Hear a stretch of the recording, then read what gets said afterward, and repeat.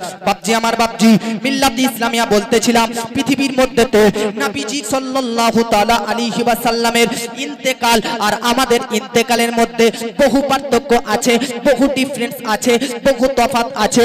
আমার নবীজি সাল্লাল্লাহু তাআলা আলাইহি ওয়াসাল্লামের ইন্তেকাল আর আমাদের ইন্তেকালের মধ্যে আসমান জমিনের নাই, আসমান জমিনের মতন পার্থক্য ডিফারেন্স আছে। এটা সত্য, প্রত্যেকটা নবী ইন্তেকালের সাথ গ্রহণ করেছে, প্রত্যেকটা নবী ইন্তেকাল করেছে, আমরাও ইন্তেকাল করব। কিন্তু নবীগণের ইন্তেকাল আর আমাদের ইন্তেকালের মধ্যে পার্থক্য দেখুন। জান যে কবজ করে, রূহ যে কবজ করে, আত্মা যে কবজ করে, মৃত্যুর ফেরেশতা হযরতে ইসরাইল আলাইহিস সালাম, হযরতে ইসরাইল আলাইহিস সালাম। আচ্ছা বলেন তো, আমাদের যখন জান কবজ করার জন্য, আমাদের যখন রূহ কবজ করার জন্য, আমাদের আত্মা কবজ করার জন্য মৃত্যুর ফেরেশতা হযরতে ঈসা আলাইহিস সালাম আসে, পারমিশন নিয়ে কি আসবে? পারমিশন নিয়ে আসবে যে হুজুর আপনার জান কবজ করব, আসতে পারি? এরকম করে কি বলবে? মাওলানা সাহেব, মুফতি সাহেব, মুহাদ্দিস সাহেব, মুফাক্কির সাহেব, মাস্টার সাহেব, ইঞ্জিনিয়ার সাহেব, মিস্ত্রি সাহেব, আপনার জানটা রাত 8টার সময় কবজ করব, অতএব পারমিশন দিন, অনুমতি দিন। এই পারমিশন নিয়ে, অনুমতি নিয়ে কি মৃত্যুর ফেরেশতা আমাদের কাছে আসে? না না না না, কারো কাছে আসে না। কিন্তু নবীজি সাল্লাল্লাহু তাআলা আলাইহি ওয়াসাল্লামের জীবনী পড়ুন, ইতিহাস পড়ুন, হিস্টোরি পড়ুন, নবীজির লাইফ হিস্টোরি পড়বেন। আমার নবীজির কাছে ইন্তেকালের ফেরেশতা, মৃত্যুর ফেরেশতা পারমিশন নিয়ে নবীজির দরবারে এসেছে। তাহলে আমার আপনার নবীর কাছে মৃত্যুর ফেরেশতা হযরতে ইসরাইল আলাইহিস সালাম পারমিশন, অনুমতি নিয়ে উপস্থিত হতে, আর আমাদের কাছে নো চান্স, কোনো পারমিশন নয়, কোনো অনুমতি নয়, ডাইরেক্টলি যখন আমার আপনার মৃত্যু লেখা আছে সেই সময়ে ইসরাইল আলাইহিস সালাম উপস্থিত হয়ে আমাদের প্রাণ পাখিটা নিয়ে চলে যাবে। কিন্তু নবীদের বৈশিষ্ট্য, নবীদের পাওয়ার হচ্ছে এটাই, আমার আপনার নবীর কাছে ইসরাইল ফেরেশতা এসেছিল, তখন পারমিশন নিয়ে রুমে প্রবেশ করেছিল। জোরে বলেন। তাহলে আমাদের ইন্তেকাল আর নবীগণদের ইন্তেকালের মধ্যে পার্থক্য আছে কিনা? ডিফারেন্স আছে কিনা? পার্থক্য আছে। এবার বাপজি মুসলমান আপনাদেরকে বলে দিই, আচ্ছা বেরাদার বলেন তো, আমাদের গ্রামের মধ্যে অনেকজন ব্যক্তি ইন্তেকাল করেছে, অনেকজন ব্যক্তি মারা গেছে। কেউ অ্যাক্সিডেন্টে মারা গেছে, কেউ বিষপান করে মারা গেছে, কেউ গলায় দড়ি দিয়ে মারা গেছে, কেউ মাঠে মারা গেছে, কেউ ঘাটে মারা গেছে, কেউ শহরে মারা গেছে, কেউ বিদেশে মারা গেছে। যে যেখানে মারা গিয়েছে মনে রাখবেন, কেউ বাস স্ট্যান্ডে অ্যাক্সিডেন্ট হয়ে মারা গেল, তাই বলে কি তাকে বাস স্ট্যান্ডে যেই জায়গাতে অ্যাক্সিডেন্ট হয়েছে ওই জায়গাতে কি দাফন করা হয়? করা হয়? করা হয় না, বরং তাকে তুলে এনে পোস্টমর্টম করে নিজের গ্রামের কবরস্থানে দাফন করা হয়। বাবাজি, যে যেই রকম ভাবে যেখানেই মরুক না কেন, বিদেশে হোক আর এলাকাতে হোক, বাইরে হোক আর ভিতরে হোক, যেখানেই মৃত্যুবরণ করুক না কেন, আপনার আমার ব্যাপার এটা, যেখানেই ইন্তেকাল করি না কেন, আমাদের দেহটা, লাশটা, বডিটা তুলে আনার পর, সুন্দরভাবে গোসল দেওয়ার পর, কাফন পরিধান করায়, আতর সুরমা লাগানোর পর আজকে আমাদেরকে নিজ গ্রামের কবরস্থানের মধ্যে দাফন করা হয়। কিন্তু আমার নবীজি সাল্লাল্লাহু তাআলা আলাইহি ওয়াসাল্লামের বৈশিষ্ট্য হচ্ছে এটাই, নবীজি যেইখানে ইন্তেকাল করেছে, যেই বাড়িতে ইন্তেকাল করেছে, যেই জায়গাতে ইন্তেকাল করেছে, নবীকে ওই জায়গাতে ইন্তেকাল যেই জায়গাতে করেছে ওই জায়গাতে দাফন করার অনুমতি আল্লাহ পাক দিয়েছে। জোরে বলেন। আমার নবী সাল্লাল্লাহু তাআলা আলাইহি ওয়াসাল্লাম হযরতে আয়েশা সিদ্দিকা রাদিয়াল্লাহু তাআলা আনহার বাড়িতে ইন্তেকাল করেছে। আর নবীদের বৈশিষ্ট্য, নবীদের পাওয়ার হচ্ছে এটাই, নবীগণ যে যেখানে ইন্তেকাল করবে সেখানে তাকেই দাফন করাটা উচিত বা দাফন করা হয়। তাহলে আজকে আমাদের ইন্তেকাল বাজারে বা ঘাটে, দোকানে বা মাকানে বা অ্যাক্সিডেন্টে বা এখানে ওখানে রোডে রাস্তায় যদি হয়ে যায়, তো দেহটা মজবুত করে তিরপল পলিথিনে জড়ে এনে আজকে আমাদেরকে নিজের কবরস্থানে দাফন করা হয়। কিন্তু নবীদের পাওয়ার, নবীরা যেখানে ইন্তেকাল করত ওই জায়গাতেই তাদেরকে দাফন দাফন করা হতো। জোরে বলেন। তাহলে দুটি পার্থক্য বোঝা গেল, নবীর ইন্তেকাল আর আমাদের ইন্তেকালের মধ্যে। চলুন দ্বিতীয় নম্বর পার্থক্য, আমাদের ইন্তেকাল আর নবীগণদের ইন্তেকালের মধ্যে পার্থক্য দেখুন। বাবাজি মুসলমানরা, আমার নবীজি সাল্লাল্লাহু তাআলা আলাইহি ওয়াসাল্লামের ইন্তেকাল আর আমাদের ইন্তেকালের মধ্যে বহু পার্থক্য রয়েছে, বহু ডিফারেন্স রয়েছে। আমার নবীজি সাল্লাল্লাহু তাআলা আলাইহি ওয়াসাল্লামের ইন্তেকালের পরে নবীজি সাল্লাল্লাহু তাআলা আলাইহি ওয়াসাল্লামের রূহ বার করা হলো। কি করা হলো? বার করা হলো। মনে রাখবেন, আমার আপনার ইন্তেকালের পর রূহ কোথায় থাকে, আত্মা কোথায় থাকে? তো দুটি জায়গা আছে, একটা ইল্লিয়িন আর একটা সিজ্জিন। যারা সৎ ব্যক্তি হবে, যারা ভালো ব্যক্তি হবে, যারা নেক ব্যক্তি হবে, তাদের আত্মাটা থাকবে ইল্লিয়িনে, নাকি হযরত? আর যারা অসৎ ব্যক্তি, পাপী ব্যক্তি হবে, তাদের আত্মাটা থাকবে সিজ্জিনে। সিজ্জিন হচ্ছে নিকৃষ্ট জায়গা, সিজ্জিন হচ্ছে শাস্তির জায়গা। সেখানে পাপী ব্যক্তিদের আত্মা থাকবে আর নেক ব্যক্তিদের আত্মা ইল্লিনে থাকবে, আর দেহটা আপনার কবরে পড়ে থাকবে।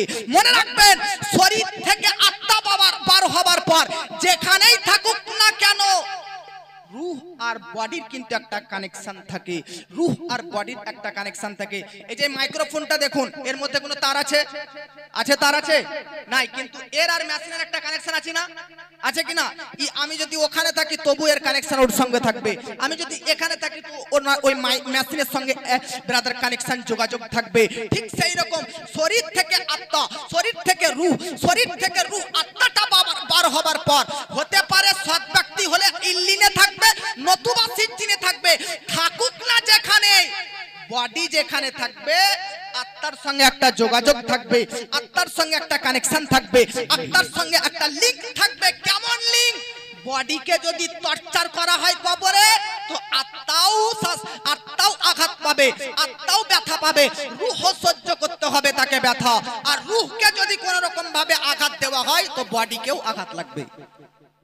তাহলে আমাদের শরীর থেকে রূহটা বার হওয়ার পর এখানে ওখানে যেখানে যার যেরকম ব্যক্তির স্বার্থ এখানে থাকে। কিন্তু আমার নবীজি সাল্লাল্লাহু তাআলা আলাইহি ওয়াসাল্লামের রূহটা বার করার পর হযরতে ইসরাইল আলাইহিস সালাম প্রথম আসমানে রাখতে চাইলেন। যেহেতু নবীজির রূহ সম্মানীয় রূহ, মর্যাদাবান রূহ, পাওয়ারফুল রূহ, প্রথম আসমানে রাখতে চাইলো। প্রথম আসমানের ফেরেশতারা বলল, না না না না, নবীজির এত পবিত্র রূহ, এত সম্মানীয় রূহ প্রথম আসমানে রাখলে বেয়াদবি হয়ে যাবে, এখানে নয় অন্য জায়গায় নিয়ে যাও। দ্বিতীয় আসমানে রাখার চেষ্টা করলো, একই উত্তর, না না না, এখানেও রাখা যাবে না। হুজুর সাল্লাল্লাহু তাআলা আলাইহি ওয়াসাল্লামের রূহ, পবিত্র রূহ, পাক রূহ, এখানে রাখলে বেয়াদবি হয়ে যেতে পারে, তাই অন্য আসমানে নিয়ে যাও। তৃতীয় আসমানে নিয়ে যায়, একই উত্তর। চতুর্থ আসমানে নিয়ে যায়, একই উত্তর। পঞ্চম আসমানে নিয়ে যায়, একই উত্তর। ষষ্ঠম আসমানে নিয়ে যায়, একই উত্তর। বেরাদার সপ্তম আসমানে নিয়ে যায়, একই উত্তর। আমার নবীজি সাল্লাল্লাহু তাআলা আলাইহি ওয়াসাল্লামের রূহ মুবারক আরশের উপরে পর্যন্ত নিয়ে যায়, তবু নবীজির রূহকে রাখার পারমিশন পেল না, রাখার অনুমতি পেল না। কেন? কারণ নবীজির রূহ আরশের চাইতেও দামি। জোরে বলেন, আরশের চাইতেও দামি। তাই আরশওয়ালারাও রাখলো না। আরশ বহনকারী, আরশটাকে তুলে ধরে রাখা আছে আটটা ফেরেশতা, 8 ফেরেশতা, আটটা ফেরেশতা আরশটাকে ধরে রয়েছে। এই আটটা ফেরেশতা আরশ বহনকারী ফেরেশতারা বলল, না না না, এখানেও রাখা যাবে না।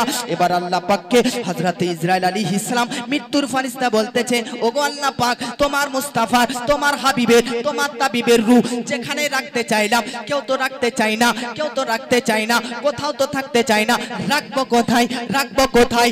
আমার আল্লাহ পাক বলতেছে, কেন কেন কেন? নবীজি সাল্লাল্লাহু তাআলা আলাইহি ওয়াসাল্লামের রূহকে রাখার মতন জায়গা কোথাও নাই, কেউ সহ্য করতে পারবে না। নবীজির রূহকে রাখলে কেউ তার বেরাদার সহ্য করতে পারবে না। আল্লাহ পাক বলে, এই ইসরাইল ফেরেশতা, তাহলে এতদিন পর্যন্ত রূহটা যেখানে ছিল, যেথায় ছিল, সেখানেই রেখে দাও। আমার নবীজি রূহটাকে নিয়ে আসার পর আবার মদিনা শরীফে আকদাসের ভিতরে, কবরের ভিতরে আবার নবীজির বডিতে রেখে দেওয়া হয়। নারে তাকবীর,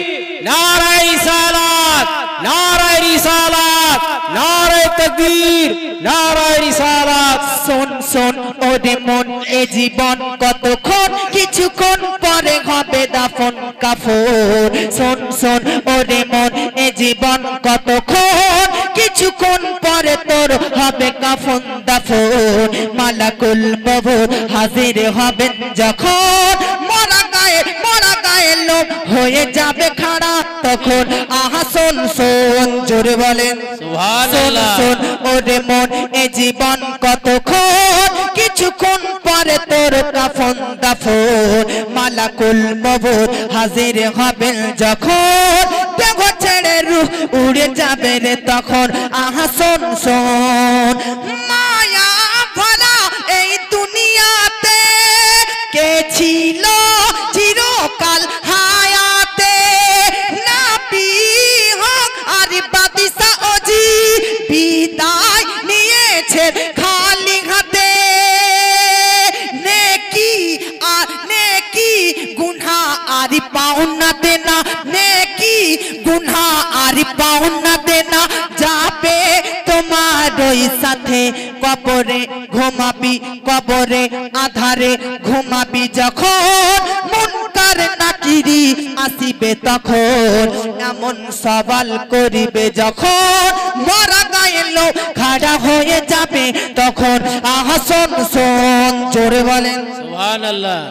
আমার ভাষা বুঝতে পারছেন কিনা আব্বাজি বিরাদার? তাহলে বলতেছিলাম নবীজির ইন্তেকাল আর আমাদের ইন্তেকালের মধ্যে পার্থক্য আছে কিনা? হ্যাঁ কিনা? আছে, অবশ্যই আছে। দেখুন এবার চতুর্থ নম্বর পার্থক্য দেখুন আব্বাজি বিরাদার। আমাদের রূহ, আমাদের মারা যাবার পর ইন্তেকালের পর গোসল দেওয়া হয় কি হয় না? এ গোসল দেওয়া হয় কি হয় না? হয় না? বলুন তো বেরাদার। ইমাম সাহেব হোক আর মুয়াজ্জিন সাহেব হোক আর গ্রামের জ্ঞানী গুণী শিক্ষিত এডুকেটেড পারসন যারা গোসল দেয় আপনাকে বা যারা গোসল দিবে, আচ্ছা বলেন তো বেরাদার, তাদেরকে দেখবেন তারা গোসল দেবার পর পানিগুলো যে খাটলি থেকে চৌকির ওপর থেকে নিচে পড়ে, ওই পানিটা কি আমাদের ভরে রাখা যায় না? এখানে ওখানে ড্রেনে মেনে জঙ্গলে এদিকে ওদিকে চলে যায়, ওইদিকে চলে যায় না? ড্রেনে মেনে এখানে ওখানে রাস্তাঘাটে যেই দিকে ফাঁক পায় সেই দিকেই চলে যায়। কেন কেন কেন? কারণ শরীরের পানি, শরীরে ধৌতকৃত পানি, বডির ধৌতকৃত পানি অপবিত্র নাপাক, তাই ওই পানিটা বেরাদার ডেনে মেনে রাস্তাতে এদিকে ওদিকে চলে যায়। এটা হচ্ছে আমাদের ইন্তেকালের পর গোসল দেওয়ার দৃশ্য, যে আমাদের গোসলের পানিটা জমিনের মধ্যে এদিক ওদিক হয়ে যায়। কিন্তু নবীজি সাল্লাল্লাহু তাআলা আলাইহি ওয়াসাল্লামের ইন্তেকালের পরে গোসল দেওয়ার পানিটা জমিনের মধ্যে পড়েনি, বেরাদার মাটির মধ্যে পড়েনি, ড্রেনের মধ্যে যায়নি, মেনের মধ্যে যায়নি, জঙ্গলের মধ্যে যায়নি, রাস্তাঘাটে চলে যায়নি। কি করা হয়েছিল? বেরাদার মিল্লাতে ইসলামিয়া বিশ্ববিখ্যাত সাহাবী বলতেছেন, আমার নবীজি ইন্তেকালের পর গোসলের পানিটা না ট্রেনে না মেনে না ঘাটে না এখানে না ওখানে গিয়েছিল, বরং ফারিস্তারা চারটি বালতিতে চারটি ফারিস্তা ভরে নিয়ে আসমানে নিয়ে চলে গেছেন। জোরে বলেন কোন চারটি ফারিস্তা? হযরতে জিবরাইল আলাইহিস সালাম, তৃতীয় ফারিস্তা হযরতে মিকাইল আলাইহিস সালাম, তৃতীয় ফারিস্তা হযরতে ইসরাইল আলাইহিস সালাম এবং চতুর্থ ফারিস্তা হযরতে ইসরাফিল আলাইহিস সালাম। এই চারজন ফারিস্তা চারজন চারটি পাত্র চারটি বালতি নিয়ে আসার পর নবীজিকে যখন গোসল দেওয়া হয়, নবীজিকে যখন স্নান করানো হয়, নবী গোসলের পানিটা জমিনে পড়তে দেয়নি, বরং চারটা পাত্রে তুলে নিয়ে আসমানে চলে গিয়েছেন। সুবহানাল্লাহ বলেন। এবার ওই চারটা ফারিস্তাকে জিজ্ঞাসা করা হলো, নবীজির ইন্তেকালের পর গোসলের পানিটা জমিনে কেন পড়তে দিলে না, আসমানে কেন নিয়ে গেলে? তো চারটি ফারিস্তা বলতেছে, নবীজির শরীরের সঙ্গে, নবীজির বডির সঙ্গে, নবীজির দেহের সঙ্গে যেই জিনিস স্পর্শ হয়ে যায় ওই জিনিসটাই বরকতপূর্ণ হয়ে যায়। জোরে বলেন। তাহলে নবীজির ইন্তেকালের পর গোসল দেওয়ার সময় যে পানিটা স্পর্শ হয়েছে অবশ্যই ওইটা বরকতপূর্ণ পানি, তাই তো আমরা নিয়ে এসেছি। আরে ভাই, নবীজির গোসলের পানিতে বরকত থাকবেই না কেন? নবীজির থুতুতে যদি বরকত থাকে তো গোসল করার পানিতে থাকবে না? থাকবে কি থাকবে না? নাবিজির থুতুর বরকত আছে। আরে নাবির থুতু তো দূরের কথা, নাবিজির প্রসব পাখানার মধ্যেও বরকত আছে। তাই আমার নাবিজি সাল্লাল্লাহু তাআলা আলাইহি ওয়াসাল্লামের চারটি ফেরেশতা মিলে গোসলের পানি নিয়ে চলে গেছেন।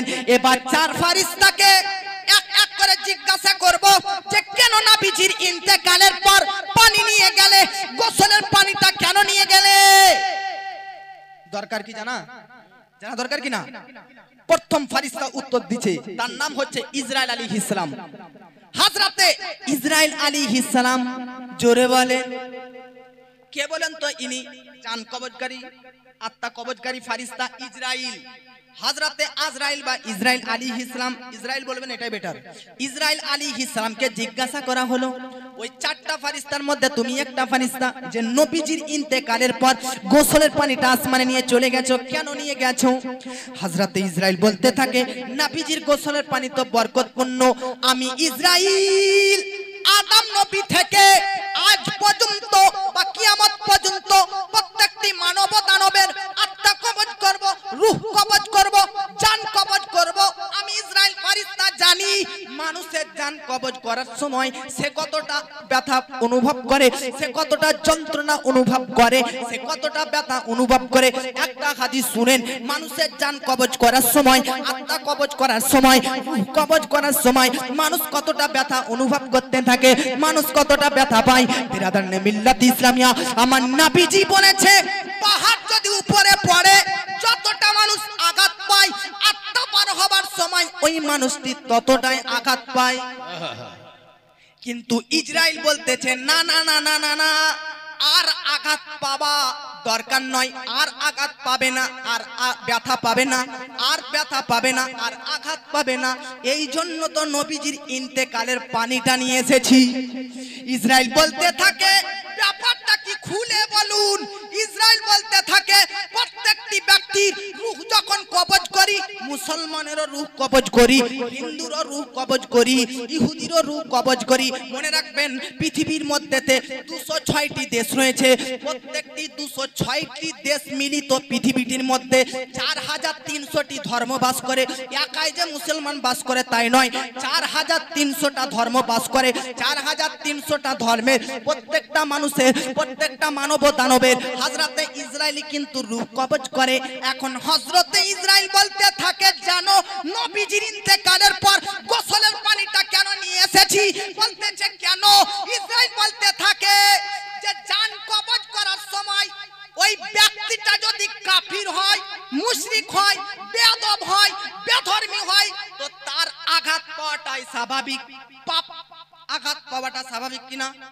কাফিরের জন্য আঘাত থাকবে না? যে ব্যক্তি বেধর্মী তার আত্মাটা কবজ করার সময় সে যখন আঘাত পায় আমার খুশি হয়। পৃথিবীতে থাকলি নবীকে মানলি না, আল্লাহকে মানলি না, তুই আঘাত পা, আঘাত পা। কিন্তু ইসরাইল বলতে থাকে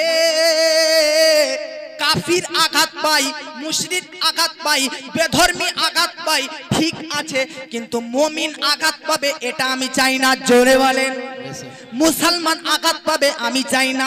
তো হযরতে ইসরাইল বলতে থাকে এই জন্য একটা ক্লু দেখলাম কি, আমার নবীজির ইন্তেকালের পর পাত্রে আমি নিজের কাছে গোসলের পানিটা রাখলাম।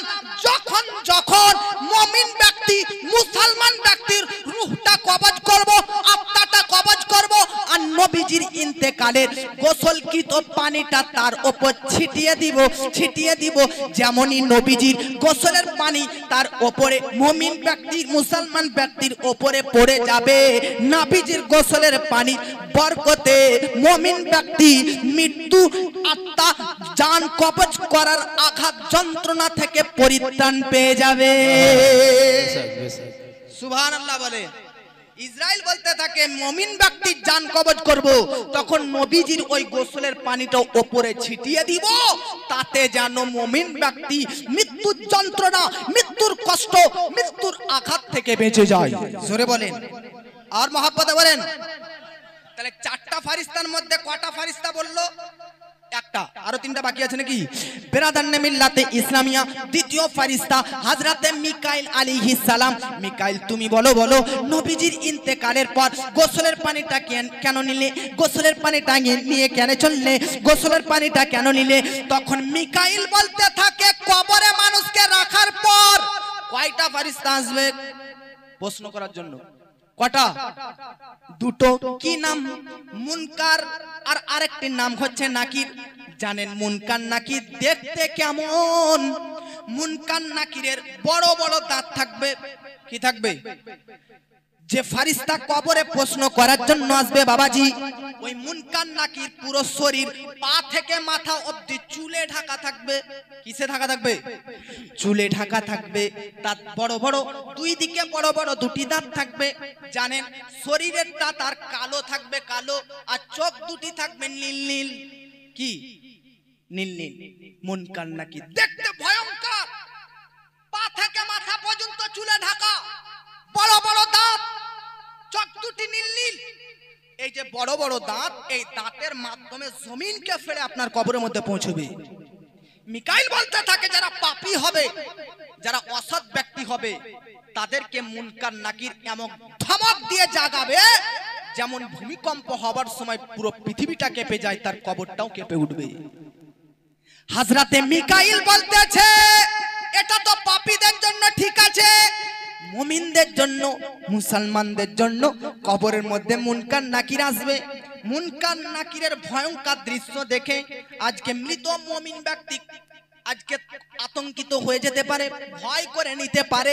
তাই আমি মিকাইল নবীজির ইন্তেকালের পর গোসলের পানিটা রাখলাম।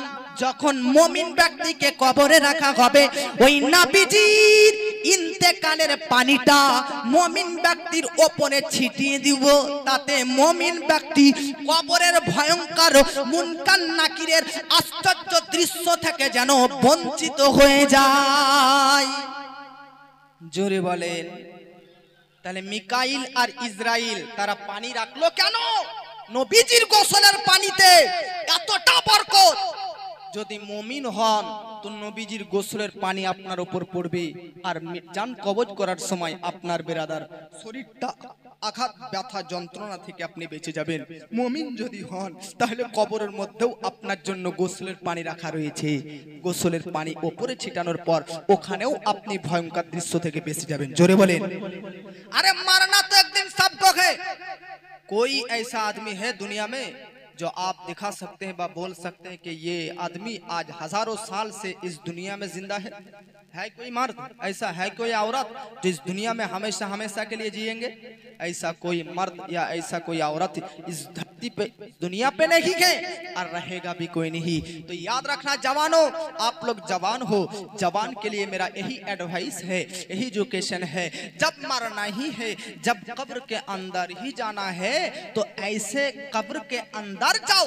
अरे जाना ही जब है, कब्र के अंदर जब जाना ही है, मरना ही जब है, तो शराबी बनकर मत मरो, हरामी बनकर मत मरो, जुआरी बनकर मत मरो, आशिके रसूल होकर मरो।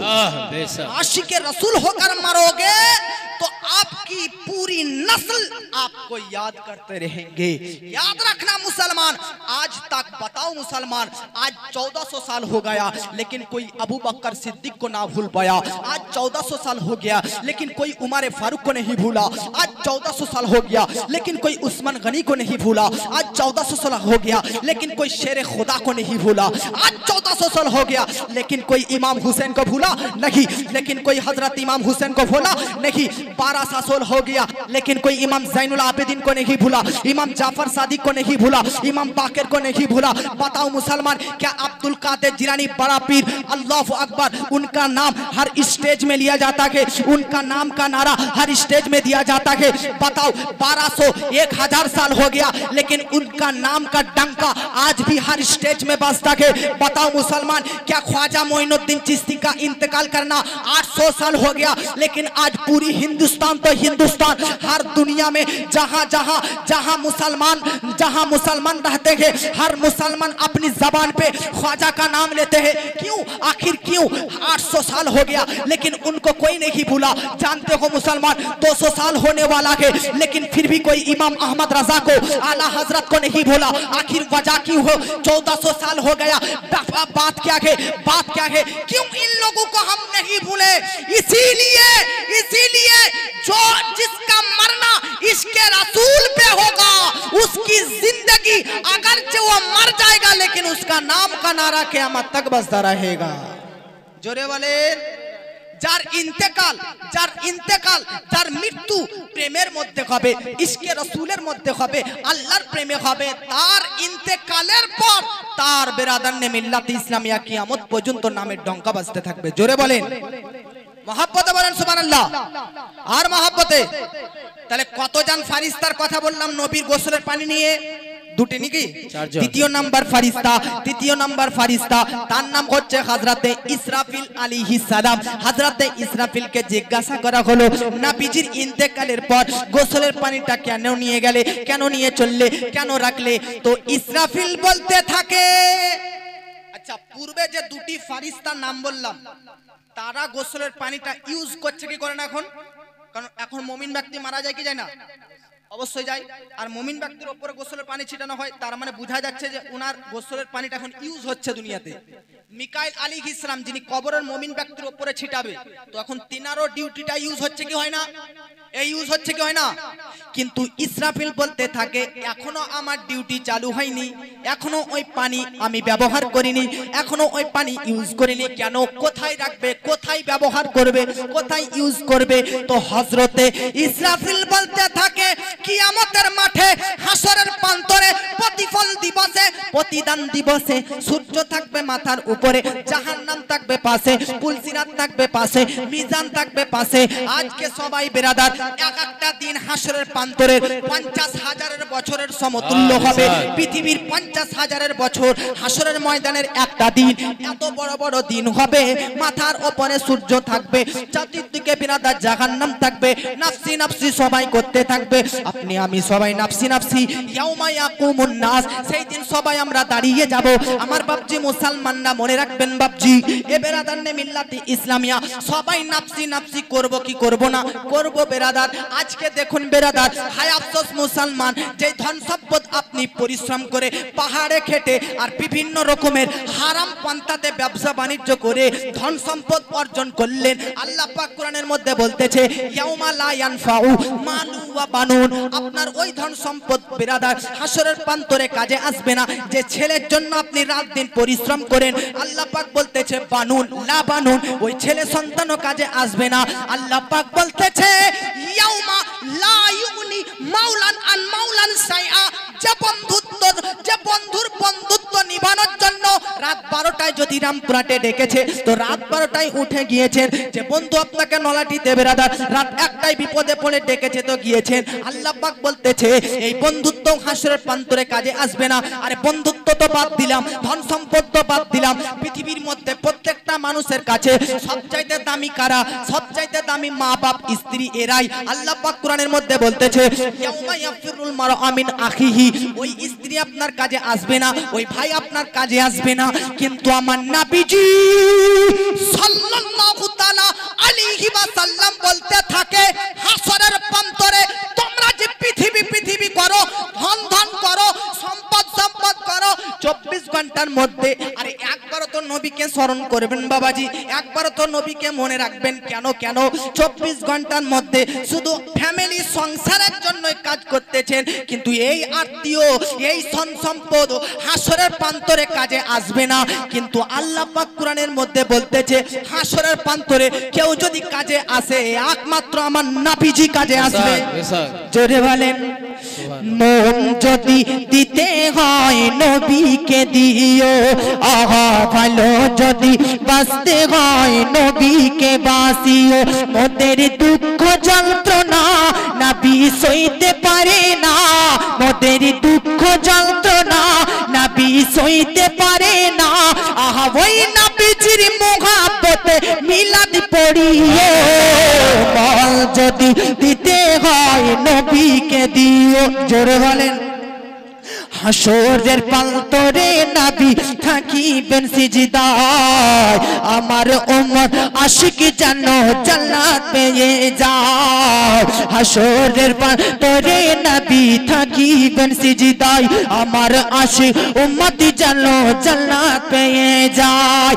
জানের চেয়ে বেশি তাকে, জানের চেয়ে বেশি তাকে ভালোবাসিও, মন যদি দিতে হয় নবীকে দিও, জোরে বলেন। বাবাজি দুটি ফারিস্তার নাম করেছিলাম যারা নবীজির গোসলের পানি নিয়ে কি কি করলো বললো নাকি।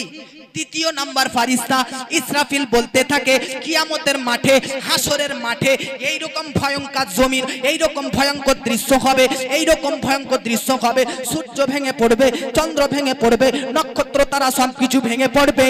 আমার নবীজির বেরাদান মিল্লাত ইসলামিয়া ওই গোসলের পানি ইসরাফিল ফারিস্তা বলতেছে এই জন্য নিয়েছি, আরে যারা কাফির হবে, যারা মুনাফিক হবে, বেধর্মী হবে, যারা নবীর শত্রু হবে, তারাই তো হাসরের প্রান্তরে শাস্তি আর ব্যথা আর আঘাত আর যন্ত্রণাতে থাকবে। কিন্তু যারা মুমিন সৎ ব্যক্তি হবে তারা হাসরের প্রান্তরে সমস্ত যন্ত্রণা ব্যথা বেদনা থেকে পরিত্রাণ পেয়ে যাবে। কি করে পসিবল, কি করে সম্ভব? তখন ইসরাফিল বলতে থাকে নবীজির ইন্তেকালের পর গোসলের পানিটা যে আমি দেখেছি, আরে নবীজির ইন্তেকালের গোসলের পানিটা হাসরের প্রান্তরে মুমিন ব্যক্তিদের উপর ছিটিয়ে দিব, আর যারা মুমিন ব্যক্তি হবে নবীজির গোসলের পানির বরকতে হাসরের ভয়ঙ্কর আঘাত দৃশ্য থেকে বেঁচে যাবে। জোরে বলেন। তাহলে কটা ফারিস্তার বললাম নাম? তিনটা নাকি?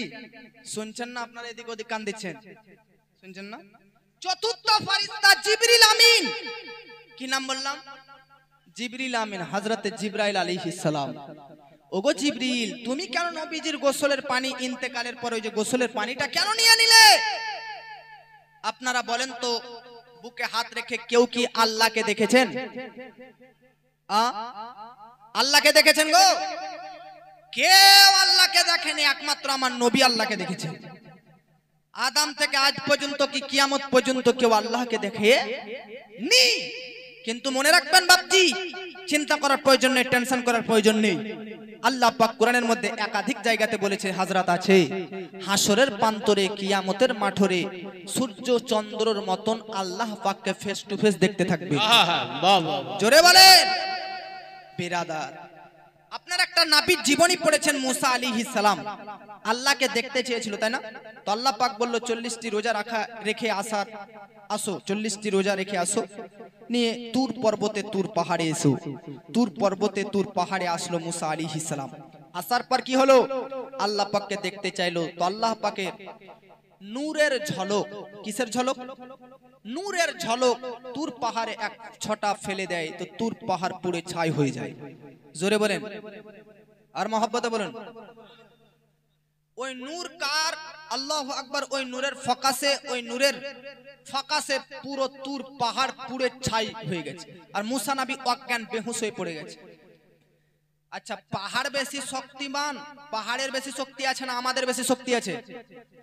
নবীর মুসা নবীর শরীর বেশি হাডি না পাহাড় বেশি হাডি? তো আপনি কোরআনের আয়াত পড়লেন যে পাহাড় পুড়ে ছাই হয়ে গেল আর মুসা নবী বেহুশ হলো, এটা কি মানা যায়? হওয়া উচিত ছিল যে মুসা নবী পাহাড়ের সাথে পুড়ে ছাই হয়ে গেছে নাকি, কিন্তু মুসা নবী বেঁচে আছেন, শুধু বেহুশ হয়েছেন মাত্র, আর পাহাড় পুড়ে ছাই পসিবল কি করে? মনে রাখবেন, তাফসীর পড়ুন। আল্লাহ পাক বলতেছে, আমি তুর পাহাড়ে আমার নূরের ঝলক ফেলার আগে মুসা নবীর শরীরকে পাহাড়ের চাইতেও হাডি করে দিয়েছিলাম। হযরতে মুসা আলাইহিস সালাম অজ্ঞান হয়ে গেছিল। আর একটা কথা মনে রাখবেন, আল্লাহ পাক পাহাড়ের উপরে কি ফেলেছিলেন? কি ফেললেন আল্লাহ? নূর নাকি? ওটা কার নূর? আল্লাহর নূর? না না না না, আল্লাহর নূর নয়, বরং ওটা আমার নবীজির রূহ নূর ছিল। জোরে বলেন। আমার নবীর রূহকে মুসা নবী ওই পাহাড় তুর পাহাড়ে ফেলা হয়েছিল। কাজী নজরুল ইসলাম একটা কথা বলেছিলেন, হলো ধন্য ধরা মোর নবীর নূরে, যে নূর দেখেছিল মুসা কোহে তুরে। আগে সেমিফাইনাল না আগে ফাইনাল? আগে সেমিফাইনাল আল্লাহ পাক বলতেছে আগে আমার নবীর নূরকে দিয়ে ট্রাই করলাম, দেখি মুসা নবী আমার বানানো নূর নবীর নূরকে সহ্য করতে পারছে সেমিফাইনাল, তারপর তো আমি আমার ফাইনাল নূরকে দিবই। তো আমার নবীরই নূর সেমিফাইনাল নূরকেই তো মুসা নবী তোর পাহাড়ে সহ্য করতে পারলো না, তোর পাহাড় পুরো ছাই হয়ে গেল, তাহলে ফাইনাল নূর আল্লাহ পাকের সহ্য করবে কিভাবে? জোরে বলেন। তো বাবাজি মুসলমান, মুসা আলাইহিস সালাম আল্লাহ পাক রব্বুল আলামিন কে দেখতে পায়নি তো পায়নি, বরং নূরের ঝলকে পুরো তুর পাহাড় পুড়ে ছাই হয়ে গেছিল।